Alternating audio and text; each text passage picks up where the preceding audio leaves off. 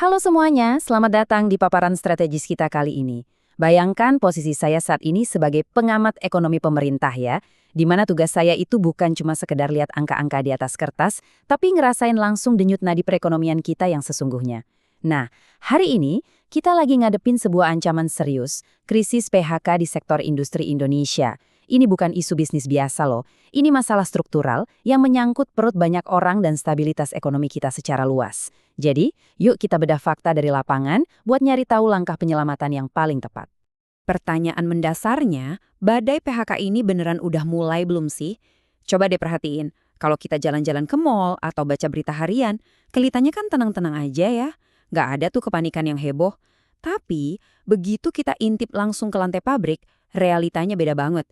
Ada krisis efisiensi yang lagi bergulir diam-diam di balik dinding kawasan industri kita.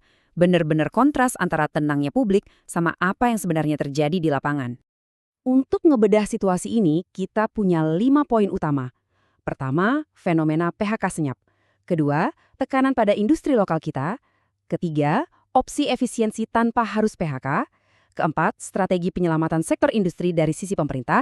Dan kelima, pentingnya perlindungan buat tenaga kerja. Oke, langsung aja kita bahas satu persatu. Masuk ke bagian pertama, fenomena PHK senyap.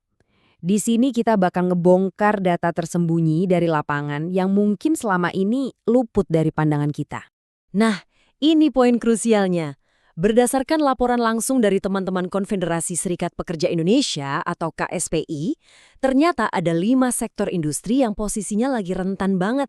Mereka ini benar-benar terancam PHK dalam 3 bulan ke depan. Sektor apa aja?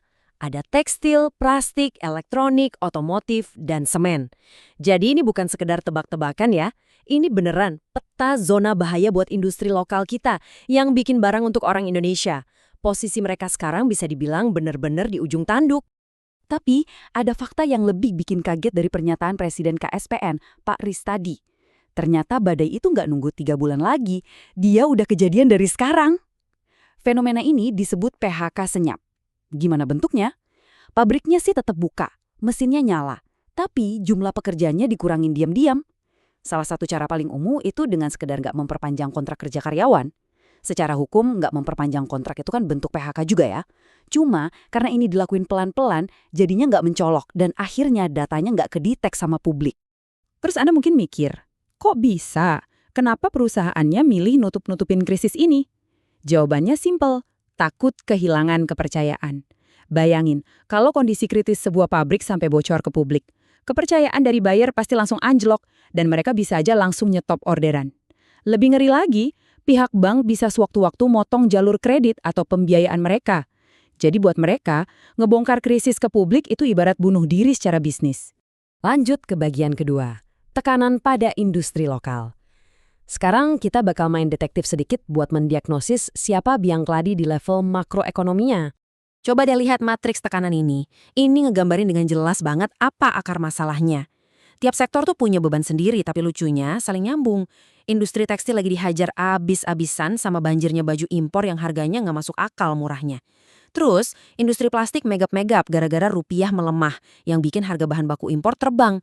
Industri semen beda lagi. Mereka punya stok melimpah tapi yang beli sepi.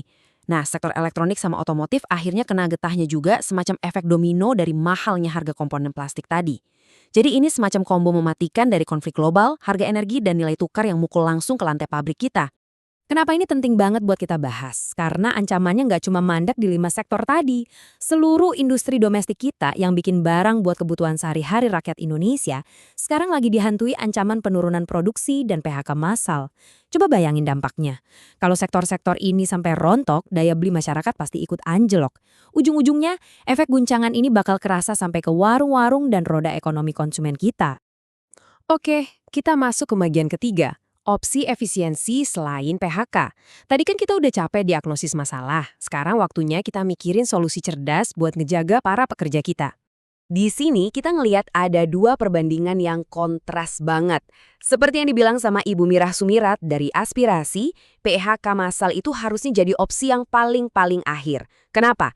Karena itu langkah reaktif yang rusak banget. Di sisi lain, kita punya alternatif yang jauh lebih strategis dan manusiawi. Namanya efisiensi operasional. Daripada mecat orang, kenapa nggak ngurangin jam kerja dulu sementara? Atau ngasih pelatihan tambahan alias upskilling biar pekerjanya bisa dialihin ke divisi lain yang lebih sibuk. Sebagai pengamat ekonomi, saya sering banget nekenin ini. Nyelamatin mesin industri itu wajib, tapi jangan sampai manusianya yang dikorbanin selama masih ada celah buat efisiensi. Dan sebagai pengamat pemerintah, kita nggak boleh tutup mata. Tanda-tanda bisnis lagi lesu itu sebenarnya udah jelas banget di lapangan. Semacam alarm peringatan dini. Orderan ekspor mulai seret, ada pengurangan pegawai secara halus, sampai kontrak-kontrak yang sengaja dibiarin kadaluarsa. Ini semua tuh sinyal merah. Sinyal yang ngingetin kita buat ambil tindakan sekarang juga, sebelum PHK senyap ini benar-benar meledak jadi krisis pengangguran besar-besaran. Ini ngebawa kita ke bagian keempat, strategi penyelamatan sektor industri. Kita bakal bahas peta jalan yang harus dilakuin pemerintah untuk intervensi krisis ini. Ada satu kutipan dari lapangan yang menurut saya ngena banget. Pemerintah harus hadir lebih kuat, bukan cuma reaktif. Ini seruan yang masuk akal banget. Ngurusin ekonomi makro itu bukan cuma soal jadi pemadam kebakaran waktu apinya udah berkobar. Kita dituntut buat jadi perancang kebijakan yang proaktif, yang bisa ngebangun tameng pelindung buat industri kita sebelum hancur digempur tekanan dari luar. Dari data-data tadi, ada 3 langkah wajib yang harus segera dieksekusi pemerintah. Langkah pertama, kasih insentif yang benar-benar kerasa buat industri padat karya, biar mereka punya ruang buat napas. Langkah kedua, kendaliin tuh banjir barang impor yang super murah. Kasian kan daya saing produk kita mati kutu? Dan ketiga, pemerintah harus intervensi pasar buat stabilin nilai rupiah dan ngendaliin harga bahan baku yang lagi gila-gilaan. 3 langkah ini tuh ibarat obat penawar yang harus buru-buru disuntikan ke industri lokal kita. Terakhir, kita nyampe di bagian kelima yang paling fundamental, memprioritaskan perlindungan pekerja. Ini ibarat jangkar, buat nahan ekonomi kita biar tetap sehat. Teman-teman dari Serikat Pekerja, termasuk aspirasi, selalu konsisten nekenin satu prinsip harga mati. Perlindungan buat tenaga kerja itu prioritas utama. Dan ini berlaku buat semuanya ya. Mau itu di pabrik swasta, atau lagi ada bersih-bersih alias restrukturisasi di dalam BUMN. Kita nggak bakal pernah dapat efisiensi bisnis yang benar-benar awet kalau hak pekerjanya cuma dijadiin tumbal buat ngebenerin laporan keuangan. Pokoknya, kebijakan ekonomi yang waras itu harus selalu naruh manusia di tengah-tengah perhitungannya. Sebagai penutup paparan ini, saya mau ngajak Anda merenungkan satu hal kritis. Kira-kira, sanggup nggak ya kebijakan ekonomi kita nyelamatin industri tanpa harus numbalin para pekerjanya? Krisis kali ini tuh benar-benar jadi ujian buat kita.